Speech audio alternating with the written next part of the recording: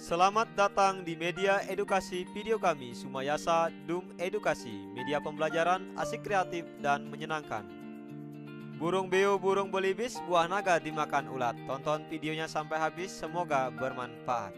Namun sebelum lanjut, mari kita sama-sama berdoa sejenak agar kita diberikan kemudahan dan kelancaran di dalam belajar. Dan jangan lupa, mari sama-sama kita dukung dan kita bangun channel ini. Klik subscribe, like, dan share agar video ini memberikan manfaat untuk kita bersama. Sel sebagai unit struktural dan fungsional kehidupan. Perhatikan gambar berikut.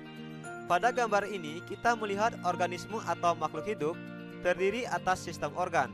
Sistem organ seperti sistem pernapasan, sistem pencernaan, dan lain sebagainya. Dan sistem organ terdiri atas organ-organ. Organ-organ seperti organ jantung, organ paru-paru, hati, akar, daun, dan lain-lain. Selanjutnya, organ terdiri atas jaringan, misalnya jaringan epitel, xilem, floem, dan epidermis. Kemudian, jaringan terdiri atas sel. Sel adalah unit terkecil dari makhluk hidup. Dengan demikian, dapat disimpulkan bahwa sel sebagai unit struktural dan fungsional kehidupan. Pada hierarki organisasi kehidupan, sel berada di tingkatan struktural terendah yang masih mampu menjalankan semua fungsi kehidupan. Setiap organisme tersusun atas salah satu dari dua jenis sel secara struktural yang berbeda, yaitu sel prokariotik dan sel eukariotik. Sel prokariotik. Sel prokariotik berasal dari bahasa Yunani yaitu prokaryote. Pro berarti sebelum dan karyote berarti nukleus. Dengan demikian, sel prokariotik yaitu sel yang memiliki nukleus atau inti sel, tetapi inti sel tersebut tidak diselubungi oleh membran inti. Pada sistem 5 kingdom, hanya kingdom Monera seperti bakteri dan ganggang biru yang memiliki sel prokariotik. Selanjutnya, sel eukariotik. Sel eukariotik berasal dari bahasa Yunani yaitu eu, yang berarti sejati atau sebenarnya. Dengan demikian, sel eukariotik merupakan sel yang memiliki inti sel dan inti sel tersebut dibungkus oleh membran inti. Pada sistem 5 kingdom, makhluk hidup yang memiliki sel eukariotik adalah protista, jamur, tumbuhan, dan hewan. Dari pengertian ini, kita bisa melihat perbedaan sel prokariotik dan sel eukariotik.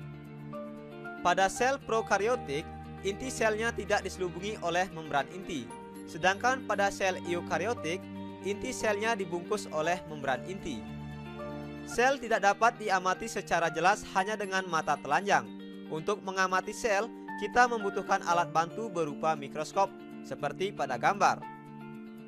Sebuah sel jika kita lihat dengan menggunakan mikroskop, maka akan terdiri dari bagian-bagian, seperti dinding sel, selaput plasma, nukleus, retikulum endoplasma, ribosom, sitoplasma, badan Golgi, mitokondria, vakuola, dan kloroplas. Bagian-bagian sel dan fungsinya. Yang pertama, membran sel atau selaput sel berfungsi untuk melakukan pertukaran zat seperti oksigen, makanan, sisa metabolisme, dan pembungkus sel.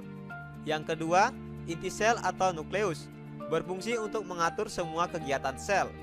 Yang ketiga, sitoplasma yang di dalamnya terdapat organel penting seperti ribosom yang berfungsi sebagai sintesis protein, mitokondria yang berfungsi sebagai respirasi sel, badan Golgi yang berfungsi sebagai ekskresi, retikulum endoplasma yang berfungsi sebagai sekresi protein dan lemak, vakuola terdiri atas dua, vakuola berdenyut berfungsi sebagai pengeluaran dan vakuola makanan berfungsi sebagai tempat pencernaan. Kemudian kloroplas berfungsi sebagai tempat zat warna. Pada sel hewan dan sel tumbuhan terdapat perbedaan. Pada sel hewan tidak memiliki dinding sel dan kloroplas, tetapi memiliki sentriol dan lisosom. Sedangkan pada sel tumbuhan memiliki dinding sel dan kloroplas, tetapi tidak memiliki sentriol dan lisosom.